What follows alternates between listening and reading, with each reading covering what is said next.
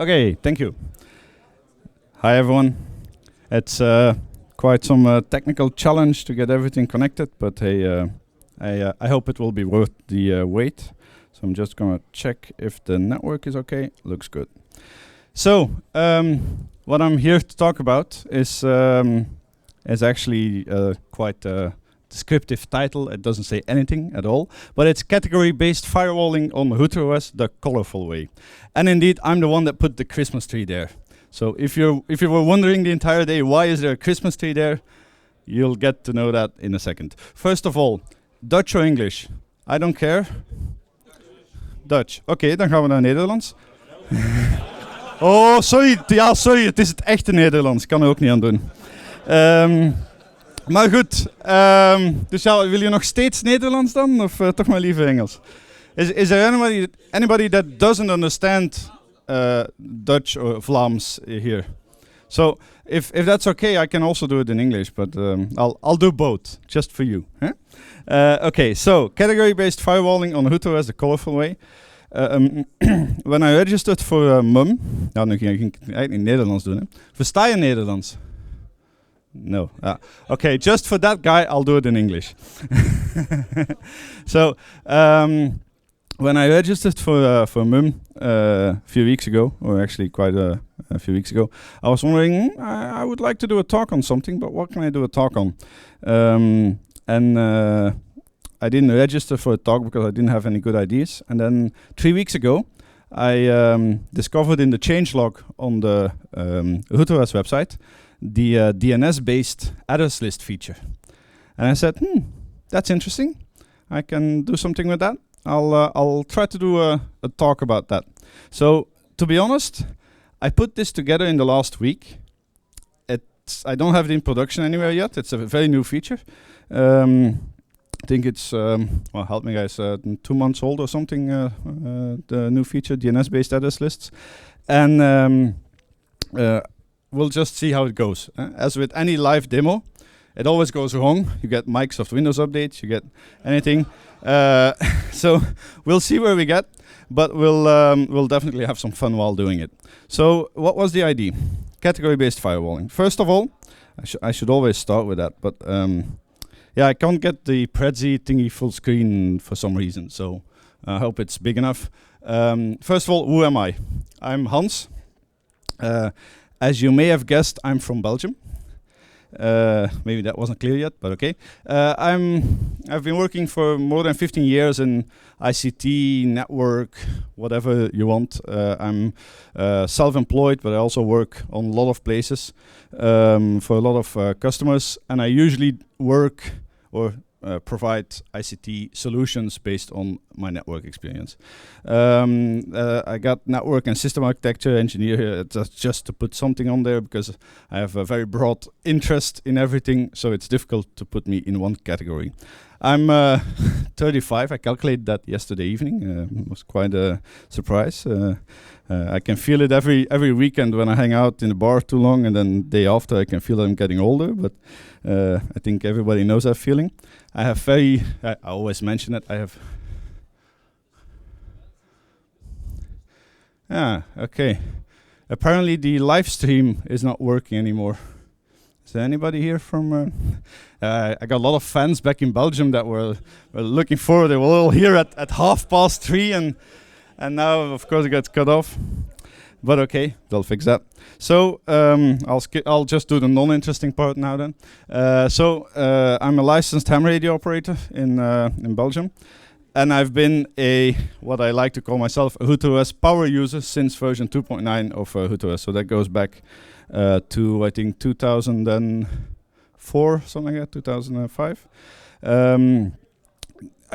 Like I said, I work in a lot of companies, but the main ones are Bitnet, which is my own company, the Safe Group, which is a company in Belgium that specializes in temporary and event networks on one of the things that they do, which is actually on like bigger summer festivals like Rockwerchter, Pukkelpop, Doer, all those bigger festivals, which where they provide the ICT network. And actually, I'm the architect there, so it's all based on MikroTik. So we roll out like 200 MikroTik devices in a festival network. It's very, very challenging, but it's a fun thing to do.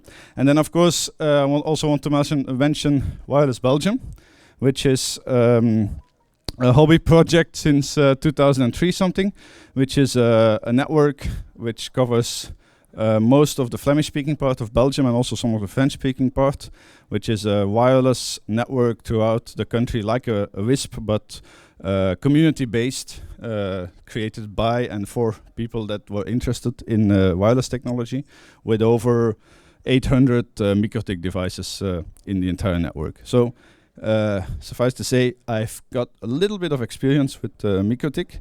Unfortunately, I don't have any of the fancy numbers that you can get for like MikroTik engineer and whatever. I shouldn't really maybe do that sometime, but I got the impression that there was someone here where I could probably get some certifications for that one day. Anyway, let's continue with, maybe I already mentioned that, but I love RouterOS.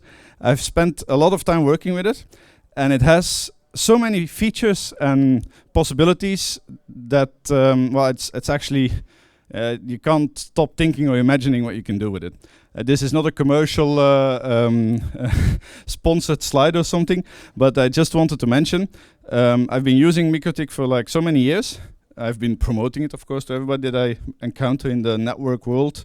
I always say, yeah, but I got something which works better and is cheaper. Usually you say, oh, what is it? So you start explaining to everybody, hey, MikroTik, this is something you should get to know. And they got small things for at home, and they got big things for companies and data centers. And you can do anything with it that you want. You just need to know where it's hidden in the menus. But that's the overall issue with RouterOS. It has so many buttons that you need to really be aware of what button you need to click. But okay. And then there's always one question that pops up during those conversations. I say it's good for switching, it's good for routing, it's good for firewalling, and then they come to the question, okay, but if it's that good, can it do content or category-based firewalling? I'm sure some of you have gotten the question before. Can you easily do with this cheap device what a Palo Alto can do? No, of course not, because a Palo Alto costs 50, 60K or something like that, and is a lot more expensive. But I also had to say, yeah, that's a bit tricky. I mean, you got a lot of options. You got firewall, simple firewall rules. You got Mangle rules. You got source-based firewalling, source-based routing. You can even do layer 7 firewalling if you want, but then you have to write all the rules yourself, which is a bit tricky. So there was no easy way, like you got the average system engineer, ICT manager that says, yeah, but in my Palo Alto, I can just click don't allow Facebook, and then it blocks Facebook. Yeah, okay, but that's because with the company Palo Alto, you pay so much money because there's a lot of people working at Palo Alto that actually write the code and the scripts that when you click block Facebook, that triggers all the logic that's behind it. So with RouterOS, it's a bit more, you can get your hands dirty and you can do it yourself. But if you try to do it, if you succeed in doing it, there's so much more, yeah, how do you say, you get to enjoy it, the success of it actually working. I'm sure a lot of you have gotten that feeling already. So back to category-based firewalling. I only have 6 slides and then it's a live demo, so don't worry. So category-based firewalling, how can you do that on RouterOS?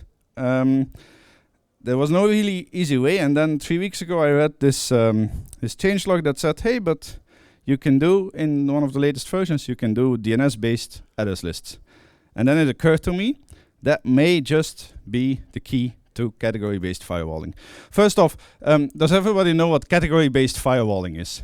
Just to have a short explanation, very short, because it's actually quite complicated.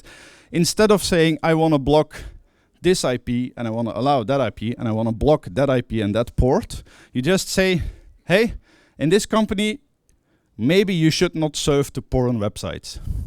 So you just click porn, disabled. You click Facebook, disabled. You do racial content, no, don't allow that. So you don't block IPs, you block categories. or allow categories, depends on how you want to do it. So, where was I now? Okay, so in MikroTik with DNS-based address lists, this becomes quite a lot easier. So you need category lists. Like I said, on big products, expensive products, where they like Palo Alto, where they have people filling in all those lists for you. There's a lot of people working on this. Luckily, we have the internet, and there's a lot of people on the internet that have too much time. Also for other things like putting lights in Christmas trees and stuff like that. But there's a lot of people that maintain category lists that are more or less free to use. They're also called on the internet squid blacklists because they were originally written for the proxy server, Linux proxy server Squid, which some of you may know. And I put a few of them on the list, but if you just use Google, you'll find them definitely. So you got squidblacklist.org, which is partly a subscription service, but it's rather cheap compared to others. And they provide, they say themselves, better quality lists. But you also got free ones like the ones on SquidGuard, Shala list, and I'm gonna, in the demo, use the Shala list one, the German one, to actually show how it more or less works. So, actually I see that I got an old version of the presentation here, but that's okay. We're gonna turn these lists into RouterOS DNS-based address lists. Okay, so demo time. Now let's see if it actually works. For starters, what have we got here? Of course, Christmas tree, but also a wireless network. And I'm gonna need all of your help to actually make this demo work. So pop out your Wi-Fi devices already. There's a wireless network here, which is called Kerstboom, Christmas tree in English, of course, in Dutch, sorry. You can connect to it, and normally you should get an IP address, I hope. What will we then try to do? I was trying to think, how can I, if we do a talk about category-based firewalling, how can I visualize what's going to happen if you block a category or if you detect that some traffic is for a certain category? So that's where the Christmas tree comes in.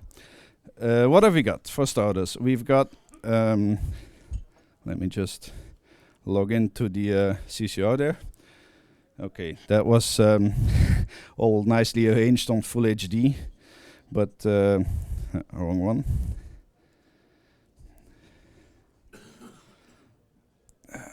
That's the one I need. So let's squeeze it all a bit together. My normal resolution is full HD. That worked a bit better, but we'll get there. So I see that a lot of people are already connecting. I got a lot of people in the DHCP list, so perfect. We can start in a minute. Yeah, that's the issue I got earlier. There seems to be a problem with the internet. I'll get to that later because I may have some thing, maybe involved in why it's broken, but okay. We'll get to the part there. So for starters, we go to the website of Shala. So this is the Shala website, and there you can download quite a big file, which is of course not possible if you don't have internet. Okay, but we'll get there. So it's a file. It's a zipped or compressed file with a lot of text files with IP addresses, host names, and their category assigned to it. Luckily, I already downloaded this, so we don't have to wait for it. So the file itself is unzipped in this directory, and it actually contains all the categories that they map service to. So you can see aggressive chat. There's a bit below is the one that is the biggest for some reason, which is porn. No idea why. But okay, so we got all the categories, and in there you got two files. And the one we need is domains, and it actually has a list of domains that belong, according to the creator of the list or the community that created the list, belong to that category, which is all we need actually. Because if you think further on, if we try to put this in an address list, then RouterOS will try to resolve it, the host names, and we'll put the IP addresses in, and then we can use it in firewall rules. So that's nice. So how do we get this list into a RouterOS device? Okay, so for starters, the first time I tried this, I crashed. I was trying it on a router board 3011, which is actually a quite nice device. Has a dual core 1.4 gigahertz or something and a gigabyte of RAM, which is very nice, very fast compared to the older devices. So I tried loading in the entire list. How do you do that? I showed you the file that we have before.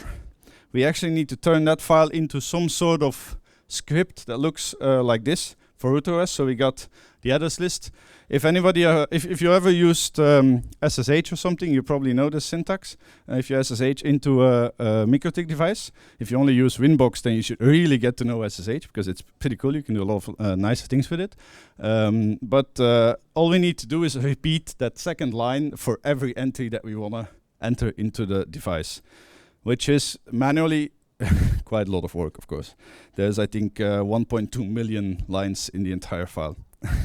So that's not possible. So I started creating a Perl script because in some long history I also sort of learned to use Perl. Of course, as all great programmers do, I commented all the things that I did, but on non-full HD, they don't fit on my screen. So it was very nicely organized, but we'll get there. No, I always forget to put comments in a file, but I did it because I had to show it to you guys. So especially for you, comments. So what does this file do? It's called convert, which means it converts stuff. So I'm not gonna go through Perl because I'm not sure you're interested in that, but sum it up, it loads the directory, looks at all the directories, the subdirectories in there, looks if there's a domains file, and then it creates a RouterOS script that actually has all the lines to import every one of those IP addresses into that category. So it's pretty easy Perl actually. So yeah, let's see. And then the first version I created, it created this file. So you got podcast was the first category, and then you got all the addresses. You can add them. First file, there were also some strange entries in there that, of course, errored out, so I had to remove those. Sorry? Ah, sorry. So this entire file with all the entries from Shala was 51 megabytes of text. If you try to load that into a RouterOS device, I first tried it on my 751 gigabit version with 64 megabytes of RAM. That didn't take long. So I got the 3011 with a gigabyte of RAM and tried to do that there, and of course it errored out because yeah, it's actually quite a big script. I don't know if we can see how many lines there are. Yeah, loading. 51 megabytes of text file is actually quite large. So let's do Control End. 1.251, so 1.25 million lines. So yeah, you can't do that in one single script. It fails. It even gets my computer stuck for some reason. Okay, so let's kill that one. Go away. So try to. Whoops. Yeah, that's good for squid. So I modified the converter script, and that was actually the version you just saw, to actually work with the subdirectories and create a script file per category, which is not that much of a difference in the Perl script. And then they're all like 18 kilobytes, 164 kilobytes. So that's pretty good. And then you can drag them into the Winbox, even if you want, and you can import them with the command /import file name, blah blah, and then it imports them. At least that was the idea, because for some reason I think I can scroll down to it. There was still a porn file of, actually this is the smaller one I created. The first one was 30 megabytes. So there's still a bit of a problem, and there was a second problem because apparently in some of those files there are some duplicates. Sometimes you get the IP address mentioned in the file and also the host name, which is not a duplicate if you filter it out in Perl or in any language, But once you put it into the MikroTik device, it will, first time you put the host name in, it will resolve the host name to the IP address. Second time you put the IP address in, it will say, hey, I already got that one, and the script stops. So again, I was stuck, and I still had to do this talk, so I had to think of something else. So I created a new Perl script. You can fix anything with Perl. So I created the file convert and upload.pl, which, if you think about it, converts and uploads. Tricky. So I got the MikroTik API, which is very nice. If you haven't heard of that, you can connect in a lot of programming languages. You can connect directly to a router board and do some stuff with it programmatically. So that's through the API. That works very well. For those that are now trying that password, no, it's only allowed from my IP address. So, too bad. I've done this before. Sorry? Yeah, but then you cannot do the API because it has to log in and exchange data. Anyway, so for the rest of the script, it's more or less the same. It goes through all the directories. There's even some recursive directories, so it goes to those directories. And then it, where is it? It connects to the API, and it adds the entry into the address list. And that worked pretty well. Actually, the first time I tried it, I was up to 850,000 entries in the address list of the 2011. And then it almost exploded, I think. So that didn't really work because it's actually it needs quite a lot of memory. And the 1 gigabyte for all the lists or all the list entries with strange websites on the internet, apparently there's a lot. For some reason, it doesn't fit. So I was looking at how can I fix this. I even created some scripts to create less porn and stuff like that on the internet. Yeah, guess what? There's too much porn on the internet for some reason. So anyway, in the end, I decided to just pick a few categories and upload them for this test. And then the guys from MikroTik here, they actually gave me the CCR that was on the demo table 2 hours ago. So actually, I now switched. Instead of the 3011, I'm now using the CCR. And that one can actually, it's it's the new 1009. So it has 9 cores, works a lot faster than the 3011 even, but it still has 1 gigabyte of RAM, this memory, this model. So, yeah, well, not the 1 gigabyte memory version may not. You can get the CCR to up to 16 gigabytes of memory, so maybe you need a bit more. But for this demo, it should suffice. So the convert and upload script takes about 15 minutes to run. I already did that, so if I try to go to address list here and then remove the filter, I put in 140,000 entries now in 15 minutes. So you can see here the address list name is aggressive, and then there's URLs and IP addresses, and then you can put them all in. The 3011 goes to 100% CPU if you want to build this list, so not really sure if I put if I should put this many in. But as you can see here, they're also made up of domain names. What does the feature, the DNS-based address list, do? When you put in a domain name, it will resolve that domain name, and it will put in a second entry in that address list with the IP address of that domain name. I think, and it marks it as dynamic. So I think I can show you that. If I say with the filter, dynamic is yes. So these are the ones that it has resolved already. So yeah, surprising. It's porn, but okay.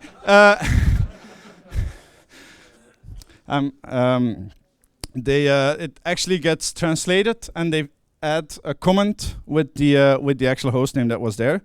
And the lifetime of this, in the new release candidate, it even mentions the lifetime, I think, but it's set to the TTL, so the time to live of the DNS host name entry. So actually, when TTL expires, it will probably, I guess, renew this. Again, this is all from personal experience in the last 3 weeks.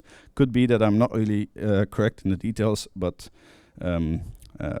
then again, all I got from Microsoft, all I learned from Microsoft was through from MikroTik was through self-study and everything. So anyway, we got 140,000 entries, and if you think about it, sometimes the DNS host has multiple IP addresses that will resolve to. So then it will just add extra entries. So you can see here, this one actually has 2 IP addresses assigned to the host name, so it will appear in there twice. So that's something to watch out for. If you put in 100,000 entries, you may end up with 300,000 in the end when it's all been resolved. Anyway, so we got this working. I put it on the CCR. Sorry, yeah.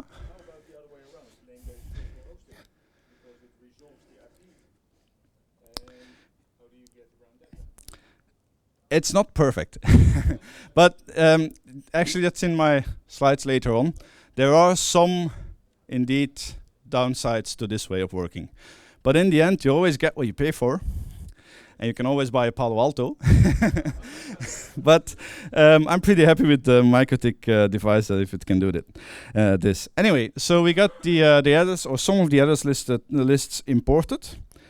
And this is where the fun starts, because now this means that we can actually use firewall rules, and we can use those address lists in this firewall rule. This is just a basic firewall that is loosely based on the default config and some of my own experience. But, and this is where the fun starts, maybe I should explain that as well. I wanted to show you what happens if a packet or packet matches one of the firewall rules, and that's where now we get there. That's where the Christmas tree comes in, because in this Christmas tree, hidden here, is an Arduino board. Some of you may know it, with a network shield, and a lot of LED strings, LED lights attached to it. The WS2812B.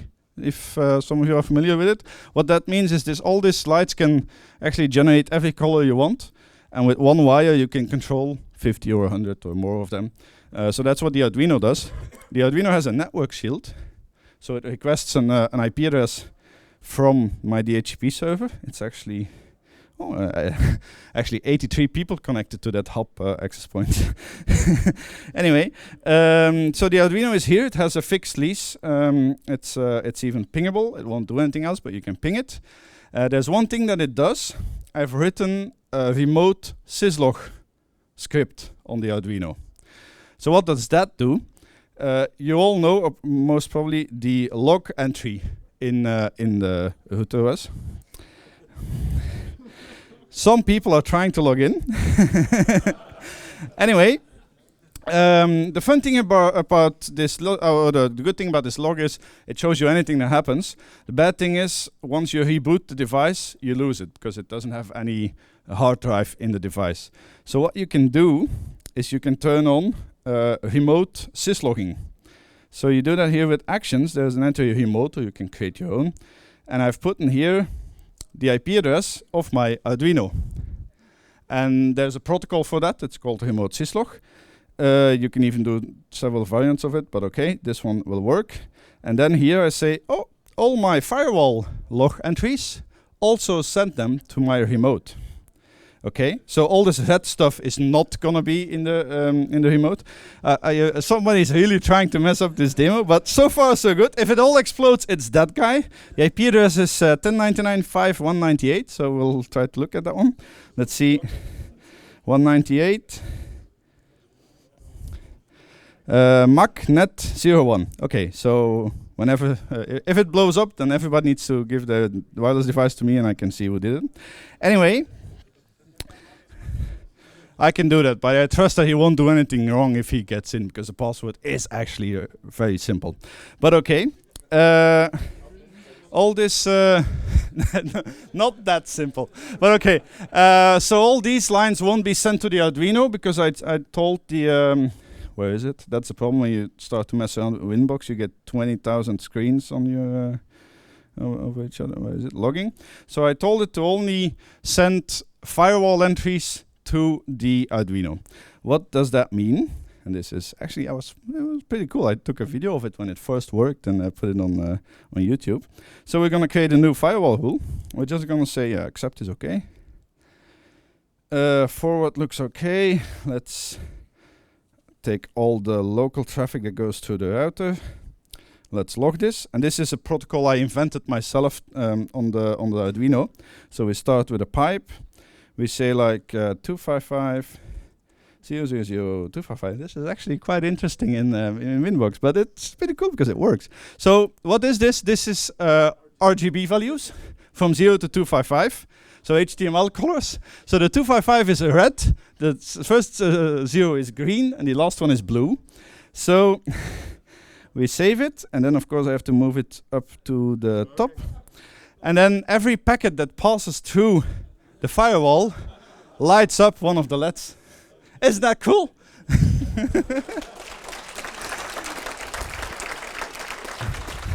Thank you, thank you. So that was just how to visualize stuff. So if you do I can do let's try something. So I do sudo ping. Let's do a flood ping to somewhere. Let's take the MUM network that will withstand anything that you throw at it. 168.88. That looks good. So yeah, that's a ping flood. Okay. So see there, you can stop it. You can start it again. Yeah, ping flood. I'm just gonna put this in the entire month of December. I'm gonna put this in my living room because it's so much fun. Anyway, this was actually just to show you how it works. But then the fun thing, and back to the back on topic. Then, what we can do now is we can actually say instead of capturing all traffic, let's just use the address list, and let's yeah, okay, let's no porn. Okay then. So everybody that serves to an IP address which is in the porn address list will then light up the. So this is now the. Who's gonna try it first? Anyway, so you get the ID, but let's just speed this up a bit because I don't want to waste too much time. So I got all the categories and I assigned colors to them. And then this is actually how you import a script. Yeah. Yeah, now it will show a big hacked in ASCII art. And then the guy got in. Let's check the log. Something stopped working actually. Yeah. Well, you may notice the memory counter up here. It starts at 999. It's not perfect yet, as I said. Actually, I put too many entries in there for 1 gigabyte of RAM. So it's now using 704 or something, 700 megabytes, 800 megabytes of RAM for the address list. And it will keep going up because it's still resolving all the entries. So that kind of slows things down. The 3011 was at a 100% CPU. The CCR is looks like it's better at it. So let's do a little profile now. We're here. So it's 85% idle. Yeah, it's well. Actually, I've never seen a CCR in production go above 0% CPU. So this is actually quite high. But for some reason, the terminal was not loading. So that's a bit strange. Let's just reconnect the Winbox. See what happens.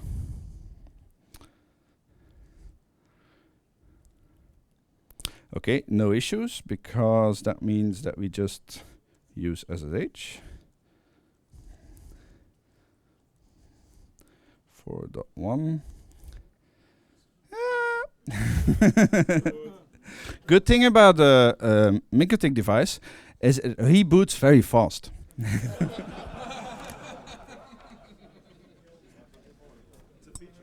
It's not a bug, it's a feature. Anyway, so let's give it a moment to boot. You should normally not lose your wireless connection because it's done by another device. I, of course, lose my wired connection. So we'll get there. So let's just talk about the list. And what did I do here? I created some entries for every category. And I assigned different RGB colors to every category. So if I can upload this into the system, it should start showing different colors. It pings back. That's already a good start.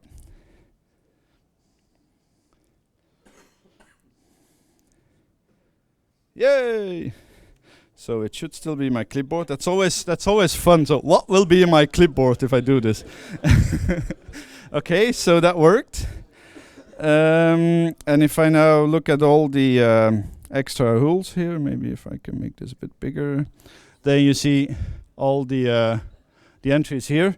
Now what I have to do, and that's of course important, I have to move it above the accept the established and related rule, because otherwise it won't match that many packets.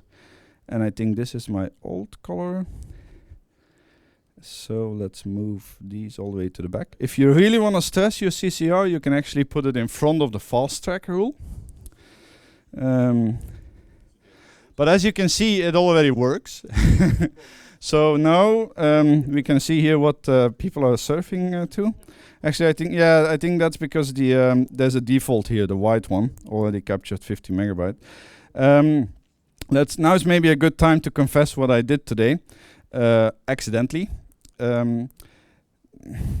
If you think about it, you get an address list with 150,000 entries. You put them into a device, which is connected here, to a hub, which is providing the internet for all of us. And then you tell it, as soon as you boot up, try a DNS resolving those 150,000 entries. Maybe not such a good idea. It wasn't that bad because until lunch I was messing around with 3011, and that one was so filled with memory was that filled with all the entries that it didn't get to do a lot of things and didn't get around to actually DNS flooding everything. So then I got the CCR, and then the network went down. So sorry, yeah, that was me. So maybe there's a little bit of smoke coming out of the hub on the other side of the wall there. But I think I broke it. So actually you should, because all the address lists that are in here, you should see a lot more resolving being done. But I broke the DNS resolver here. I noticed that during the previous talk, which had quite a lot of moments to think about my presentation since we were looking at the Windows Update screen. And then I said, oh, okay, let's switch to Google DNS. And while we're at it, let's add OpenDNS also in our CCR. Now I think the hotel is blocked from both of them. There's also a small problem, because if you ever do this in a work environment, the system administrator will start wondering why you're looking up all these websites. So as a proof of concept, it's pretty much fun, but it has some rough edges. But okay, so this is the idea. I think you get it. I think basic. Actually, and then I can go back to my presentation if it would still be. Sorry. Yeah, that's just a ping flood. You got the same result here. That's okay because that's the other one. This is the one that I need. Yeah, that didn't work. Okay. So, and now we can go back to my last slide, which is very small apparently, but okay, I'll read it to you. So, conclusions. This DNS-based address list feature is only included in version 6.36 and up. I think it appeared somewhere. I checked the changelog files, but yeah, the new website looks a lot cooler than the text version, but it's very difficult to scroll back in history, but I think it appeared somewhere around 636 release candidate 16. So you need a 636 or 637.1 preferably to use this or to test with this. And it's very CPU and memory hungry, as you saw. So you need, depending on what you want to do, you need a bigger MikroTik device. If, well, first thing I want to do when I was thinking about this, I want to sort of check or maybe block, but let's first check what my kids are doing on the internet. Because they're 10 and 11 now. And sometimes they tell me stories about what they did last night on their room on their computer, and then I'm wondering a bit, maybe I should close the internet access a bit more. But anyway, you should start with loading only the categories that you want. I mean, there's so many categories. There's like religion, churches, financial stuff. If you don't need it, don't load it because you will run out of memory. Again, the DNS load. Think about what you're doing. I also tested with the 3011 at home when I first started doing this. And my home router is actually an old 751 gigabit version, which still does everything it needs to do, which is actually quite a lot when you know me. So I kind of get to the bottom of everything. But I plugged in this 3011, I loaded all the address lists, and then I was thinking, oh yeah, let's look at that tomorrow. And then my wife was complaining the internet is going very slow today. So yeah, well, I don't know, I'm not doing anything. But okay, so you may break stuff if you start with this, so think about that. You're causing a lot of load for your upstream DNS server. There's a problem with CDNs and shared hosting, as the guy in the front row here pointed out. We're not actually doing the same as a proxy server. We're not checking what website that you're surfing to or visiting. We are checking the IP address. So a lot of servers on the internet run more than one website. And if one of the websites is in the block list, all of them will be blocked. Now in real life, I don't think a lot of good and decent, like a community website, will be run on the same server as a porn website. But yeah, I mean, it's sort of a poor man's version of the blocking, but it works if you want to block some things. But there's everything that if one host has an IP address that is blocked, all the hosts on or all the websites on that IP address are of course blocked.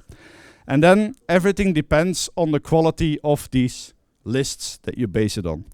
Yesterday evening when we were in the hotel here, we were actually we had this all laid out in our hotel room under the television here, router boards and LEDs and everything, and we were up on our computer, both of us, trying to load websites that would shine up in colors. And we took the list and we started copying, pasting stuff into our address bar. And even with the Shala list, which is community maintained, there are a lot of websites on there that don't even exist anymore. So yeah, it depends on the list that you use. Probably the ones that are not for free are a bit better, but I haven't tried that. But it all depends on what you base your data on. There's a saying: if you peanuts in, monkeys out. Yeah, what was the yeah, there's stuff like that. So if you buy peanuts, you get monkeys, something like that. So it all depends on what you base your experiments on. But hey, I'm not sure if I saw any red lights already. So nobody's surfing porn here in the room, so that's okay. But with this very nice Christmas tree, he's taking his laptop. I would like to thank you for listening to me and enjoy the beer party later on. And there's another very interesting workshop. So thank you.